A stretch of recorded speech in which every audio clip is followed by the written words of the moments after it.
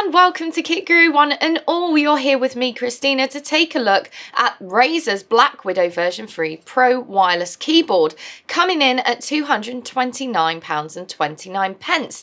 But before we jump in, please make sure to like and subscribe using the down below buttons. Inside the box we have the keyboard itself, the wrist rest manual and detachable USB to USB-C cable. Quite a nice braid here, not catchy at all. First impressions are that the design is very reminiscent of the BlackWidow's predecessors. Very square, stippled plastic around the edges and the base with a metal plate on the top. The whole thing is also really well built. There are no sharp edges and no flex at all. This is something Razer are really good at in my opinion. They make things look and feel really nice, and usually the build quality is really solid. With its default low profile, it's nice to see that the 2 feet have 2 levels of adjustment so that you can raise it up to the most comfortable level for you. Whilst we are looking underneath, there are 4 rather small grip pads, but they do their job pretty well as there isn't any sliding or movement when in use. You may have also seen that there is a weird little hatch here at the top. This is where the USB dongle lives. Now, you might think that you need to put something into this slit, but actually you just kind of pop your nail behind the top of the door and it comes away. This wasn't exactly intuitive and it did take a little bit of fiddling around to figure out how it exactly worked. This was a bit inconvenient and I much prefer the dongle to sit in a magnetised recess, for example, as we often see on mice and some other keyboards. On the side you can also see the Bluetooth or wireless switch, and on the top is the USB connector for the cable. Flipping the keyboard over now, we've mentioned that metal top plate already, but there are some of the other features here, including the media buttons in the top right, the volume wheel surrounding the play and pause button. These are multi-function and fully programmable via Razer Synapse. Choose from a preset list of functions including microphone, volume, or bind them to in-game functions such as weapon switching or scrolling. More on software later though. These buttons are plastic, but the wheel is metal with a nice grip etched in around it. Then we have the Razer logo in the bottom, which illuminated along with the rest of the RGB. And finally, most obvious is the textured double shot ABS keycaps. These are removable and reveal the Razer green tactile and clicky mechanical switches. And they are not as clicky when compared to something like the Razer optical switches in my opinion. You can also get the BlackWidow version 3 with the Razer yellow switches. These linear silent switches produce extremely smooth keystrokes with no tactile bump and include sound dampeners to reduce its already low sound profile even further. But going back to the greens, which are in our review sample, I much prefer the Huntsman switches, which use Razer optical mechanical switches because the actuation just feels a little quicker. But that is just my preference, and maybe it's because I'm used to it. The opto-mechanical switches have a 45G actuation force versus 50G for the greens, and also the yellow switches are 45G, so that's as light as my own opto-mechanicals in my Huntsman. Here is a sound test of both the Huntsman and the BlackWidow version 3.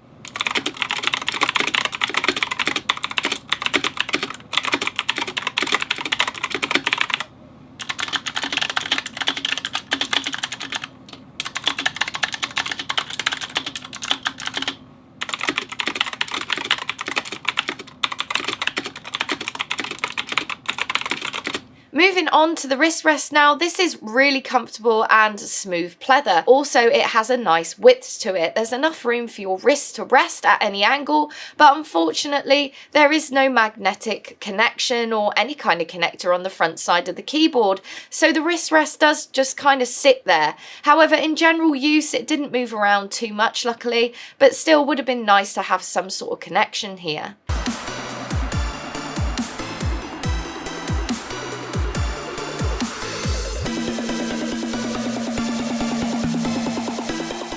So we talked about the aesthetics of pretty much everything here. So let's talk about this keyboard and what it can do. So connectivity wise, we have 2.4 GHz wireless via the dongle as mentioned earlier, USB to USB-C cable for charging or wired use, and Bluetooth. With the Bluetooth option, you can pair up to 3 devices and use key combinations to switch between them, which is pretty cool. This means there is a huge range of devices that you can use with the BlackWidow. So you could be connected to your work computer or tablet or gaming computer, for instance, if compatible, which I think is pretty cool and really useful.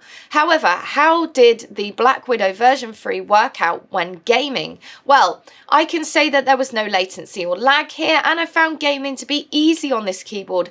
And what I mean by that is I didn't really have to recalibrate my brain in any way to be comfortable and speedy when playing in game.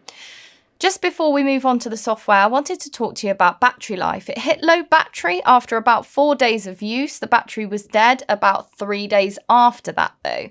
It took approximately around 4.5 hours to charge it up again as well. This was charged up through my 3.0 PC USB slot, by the way, but bear in mind there is also an auto off facility. This would have helped significantly with battery preservation. The auto off facility is great because you can just press a button and it's back on. No need to repair or restart. Let's take a look at Razer Synapse's software now. So on this first page, you can see that there is the usual key binding options, which Razer users will be used to seeing. You can also see that you can change the wheel and its functionalities and bindings. This can also be done for the other medium buttons too. On the lighting tab, it's pretty self-explanatory with what it offers here, brightness, effects and lighting off options, etc. But we're just going to dive in a little bit deeper and have a look at Chroma Studio. So if we go down to the bottom here, you can see advanced effects, and if you click Chroma Studio, you can actually see that I have 2 keyboards here at the moment, my daily driver and the BlackWidow version 3 Pro. So what we're going to do is, this is your layer here on the left hand side. If you highlight everything, you can change what you would want it to do. So we're going to go for ripple, and obviously we can choose all different colors here if you wish, and that will then set it to that preset. So it's really easy to do. You can also add layers if you want to, so you can add different things on top, which will change it completely, really. It just gives you a completely different idea as to, you know, the effect that you want to kind of get out of this. But again, you can change absolutely everything. You can do per key, so you can change a color per key or random, the speed here as well, which is fabulous. So that's just a little bit more as to what you can get. The generic presets you can see here. So if we just delete this one here and go with this one, we can actually then go through all these and you can see what they do. So ambient awareness. It's just kind of a slow pulse in and out. Breathing.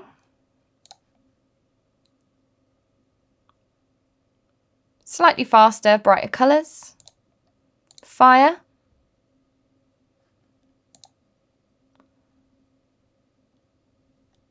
Reactive. So that will be when I actually press things on the keyboard. You can see that happening there. Ripple. And then we've got spectrum cycle, which will go through all the colours.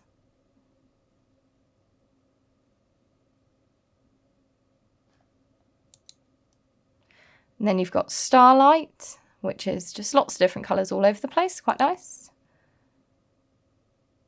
Static, obviously one colour.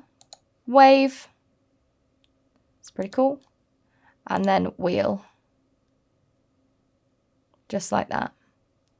And there you have it.